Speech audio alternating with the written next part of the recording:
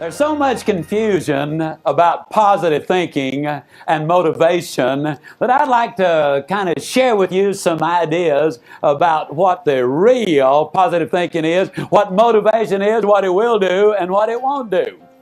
Several years ago, I was on one of the national news programs. It was an absolutely magnificent experience. Man, I wish they'd show that sucker again. I sold a bunch of stuff.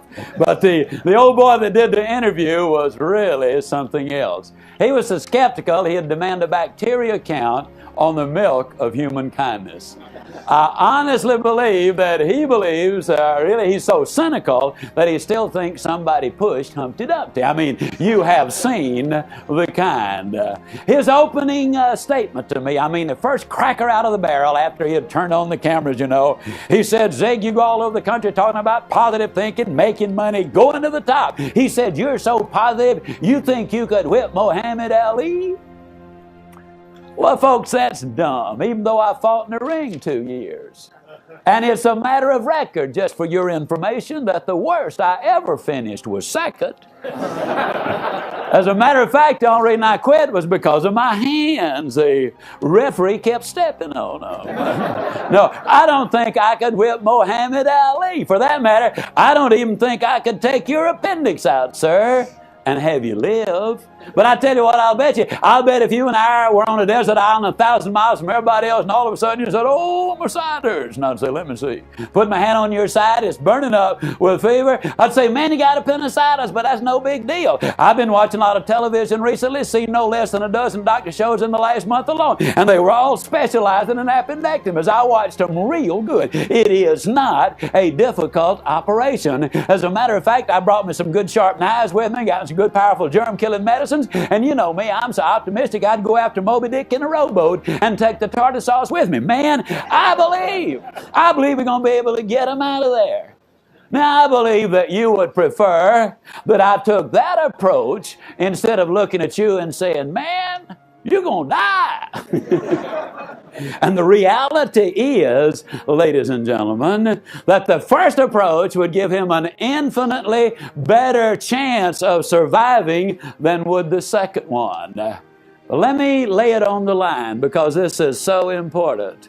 I get upset with these highly motivated, very sincere, completely in their own mind, honest individuals who will stand up and tell somebody else, "Man, with positive thinking, you can just do anything." And ladies and gentlemen, that simply is not so. How many of you recognize the name Magic Johnson? Can I see your hands? Okay. Magic Johnson is a highly motivated, very enthusiastic, extraordinarily skillful basketball player. He is 6 feet 9 inches, 245 pounds of highly skilled athlete. He's a positive thinker. He's highly motivated. He's really turned on. But I'm here to tell you that despite all of his success as a basketball player, I'm completely convinced that Magic Johnson would be a total and complete failure as a jockey. How many of you would agree with that assessment? All right. Refrigerator Perry just flat couldn't cut it in ballet. He just could not. Now, I'm a positive thinker. But if you were facing major surgery, I would not recommend me to perform the operation. No, I want to make it absolutely clear that positive thinking won't let you do anything, but it will let you do everything better than negative thinking will. Can you buy that idea? Would you agree that positive thinking won't let you do anything, but it will let you do everything better than negative thinking will? And my friend, that is good enough. Let me tell you what positive thinking will do. Positive thinking will permit you to use the qualities which you have. And when you use the qualities which you have, my friend, you can get the things in life that you really want. Motivation. What is motivation anyhow? Many times the media asks me the question. They say to me, Zig, you go around and you're going to be talking to these people. You got this 4-hour seminar, and in this seminar you're going to keep them all of that time. Let me ask you, are you going to get them excited? And I say, well, those folks are already excited, okay? You're going to get them excited even more so. And I said, yeah, they sure hope so. They bought a ticket and they want it to be a good investment. Okay, where will they be a month from now, a year from now? You know what they're really asking me? They are asking me, is motivation permanent? And the answer, ladies and gentlemen, emphatically not. Motivation is not permanent. But then neither is bathing, is it? But does that mean I'm opposed to bathing? Or does that mean I want to do it every day? I want to do it every day. And motivation is in exactly the same category. You need it every day of your life. Why? Because there's a lot of stinking thinking going around, and that's what messes your mind up. I want to show you what I believe motivation is. If you will look very carefully, you can see this grid, and you will notice, ladies and gentlemen, that it has a simple question: how many squares do you see? The average person immediately said, well, I see 16 squares there, and there are 16, but if you will look a little more carefully, you will see that the entire figure is a square, so that makes it 17. And then right in the very center, there's another square that makes it 18. But notice this, right here is another square that makes it 19. Here's another one that makes it 20. Here's another one that makes it 21. And here's another one that makes it 22. But follow me now, because right here is another square that makes it 23. Here is another one that's 24. Here is another one that's 25. And here is another one that brings it to 26. But watch this. Come across 3 and down 3 and across 3 and up, and there's one that makes it 27. Here's yet another one that's 28. Here is another one that's 29. And ladies and gentlemen, there is another one. That means there literally are 30 squares there. Now I want to ask you a question. And I'm not trying to trick you with this, but I do tell folks I'm kind of like a cross-eyed discus thrower. I don't set any records, but man, I keep the crowd alert, okay? Here's the question. How many squares did I add after I drew the original figure? Anybody? 14, okay? Let me ask it in a different way. How many squares, Portland and Kansas City, did I add after I drew the original figure? None, did I? Absolutely none. All I did was say, here's one, here's one, here's one, here's one, here's one, here's one. I just identified what is there.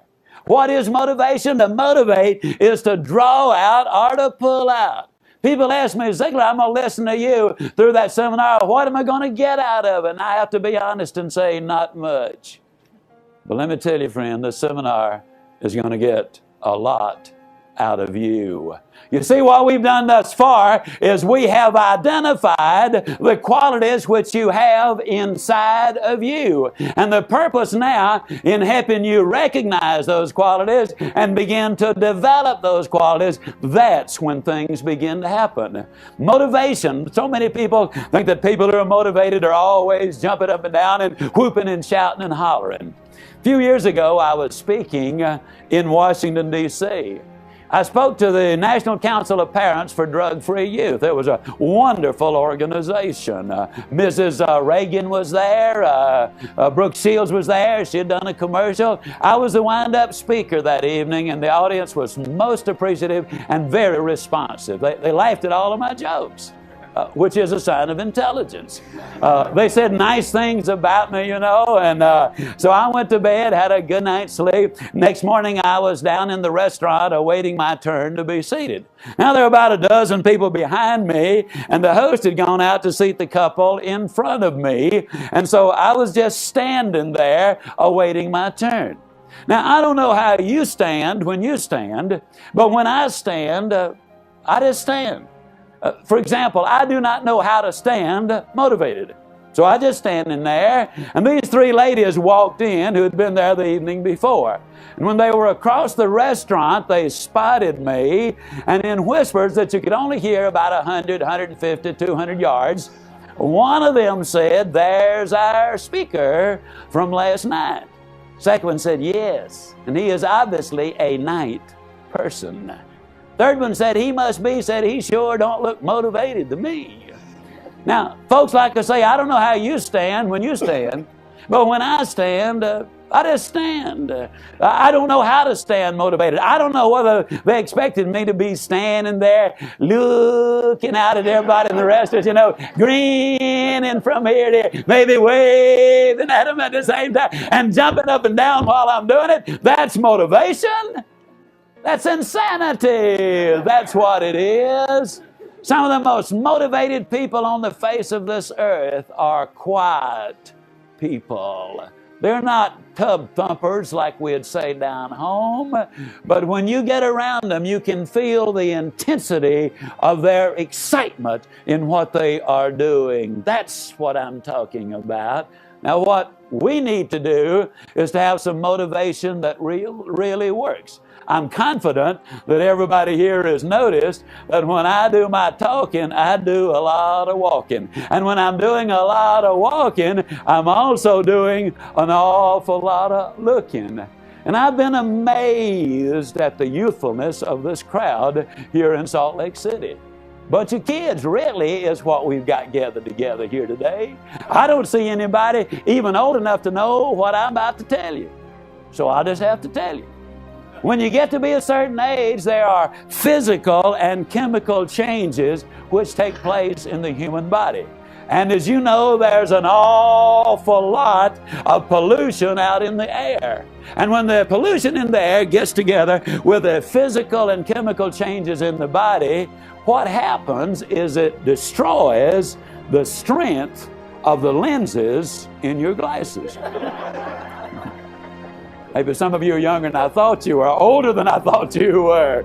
Well, that happened to me. So I went down to see my good buddy Bob Barker, the friendly optometrist, and Bob examined me for my new glasses. He wrote the prescription. He said, "Zig, see me next Tuesday."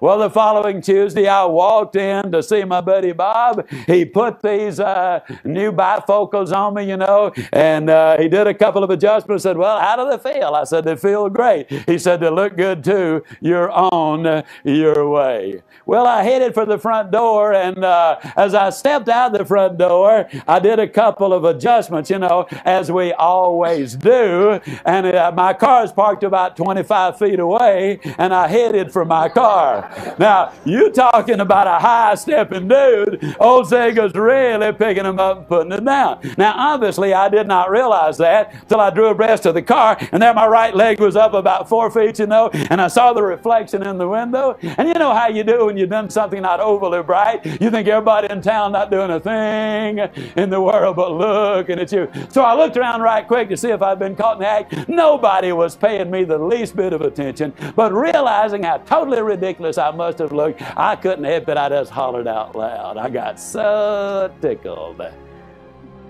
And then I got excited.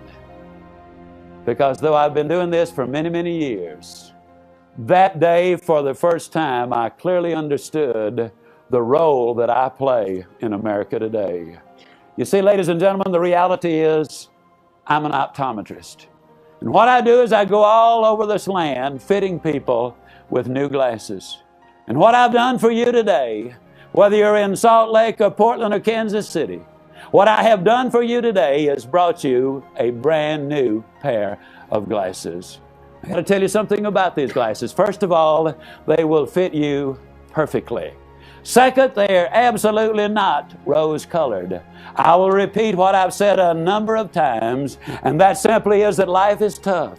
But when you're tough on yourself, life can be enormously rewarding to you. But you got to be before you can do, and you got to do before you can have. Life demands first, and then it rewards you lavishly. These glasses, the second thing I'll tell you about them, they won't improve your sight one iota. If you've got good sight now, you'll have good sight afterwards. If you don't have good sight now, you'll have no improvement in your sight. But let me tell you the most important things these glasses will do. They will dramatically improve your vision.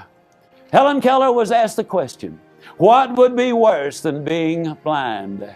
Without any hesitation, Helen Keller said it would be infinitely worse to have eyes but no vision than the other way around. The prophet of old said, my people perish for lack of a vision. What these glasses will do is they will permit you to see things right in front of you that you have been overlooking all of your life.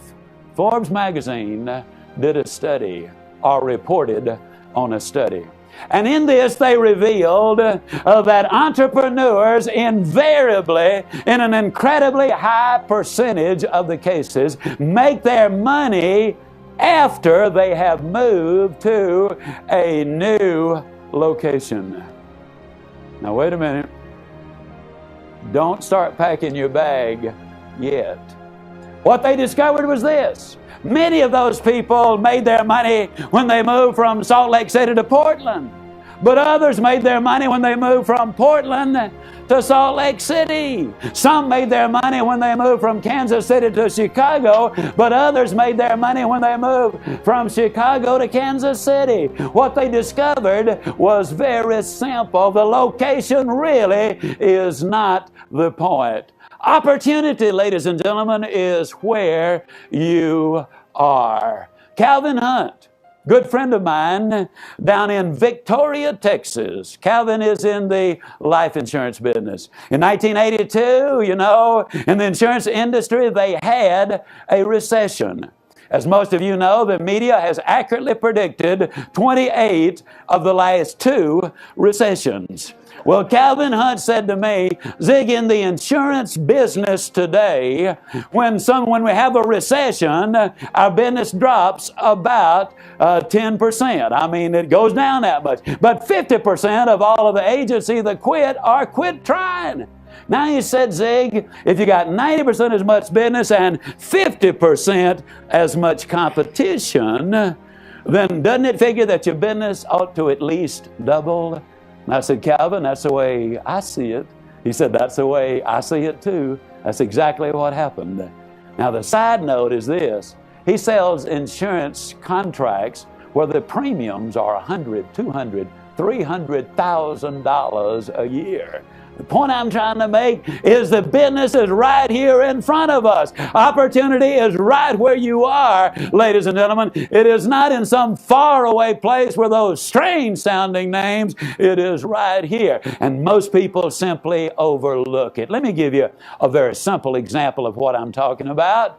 If you wear a wristwatch, whether you are in Portland or Salt Lake or Kansas City or wherever you are, if you wear a wristwatch, would you just hold up your hands, please?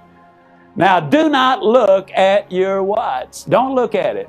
But did you know that the average American looks at his wristwatch 300 times a day? Oh, I didn't believe it either. They told me that. I said, that's the dumbest thing I ever heard a grown man say. Why, if you looked at your wristwatch 300 times a day, why, all you'd be doing is man, get out. You'd never have time to do any work. Then one day I broke the band on my watch. The next 2 days, that watch was in my pocket. And for the next 2 days, I bet you I looked at that sucker how many of you know exactly what I'm talking about? Ever had that experience? You bet you. You will look at it 300 times a day. Now, sometimes in your spare time, when you've got nothing else to do, I want you to just kind of figure up what 300 times a day for a year is. It will blow your mind the thousands of times you looked at your watch, but I bet you still don't know what's there. I'm going to ask you 3 questions.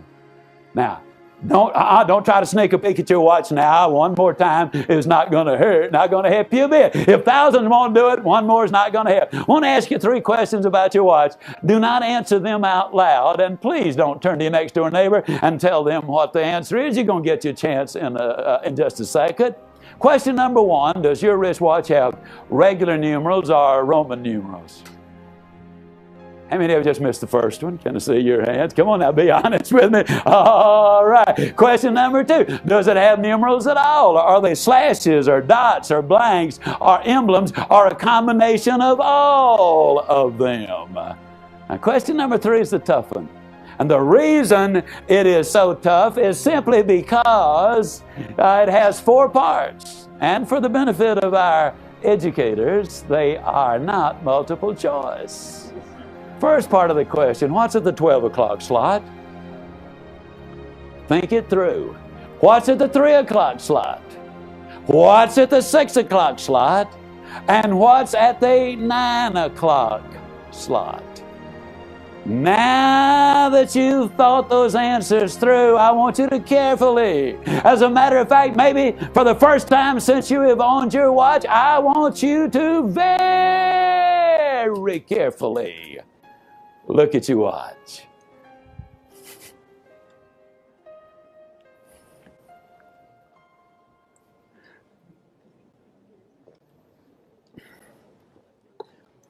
Now, I can't always interpret murmurs and giggles and all those kind of good things. And I certainly couldn't hear it from Portland and Salt Lake City.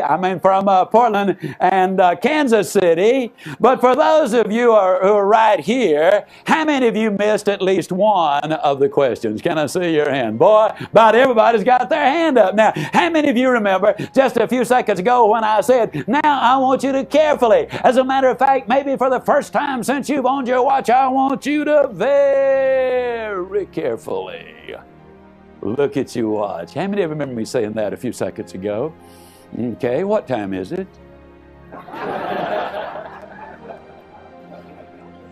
Truth is, ladies and gentlemen, we have eyes to see but see not. We have ears to hear, but hear not. We have hands to feel, and we feel not. We've got everything there in front of us, opportunity galore, and if we cannot even identify what's on our watch, doesn't it make sense that we need to open our eyes, adjust these magnificent new glasses you're being fitted with, and look around you and see what is there? Yes, this pair of glasses will let you see opportunity, but they do a whole lot more than that. This pair of glasses, ladies and gentlemen, will give you the proper look at other people. And the reason that is so tremendously important is because we have more happiness or more misery because of relationships than any other single factor. Good relationships bring happiness, poor relationships bring incredible misery.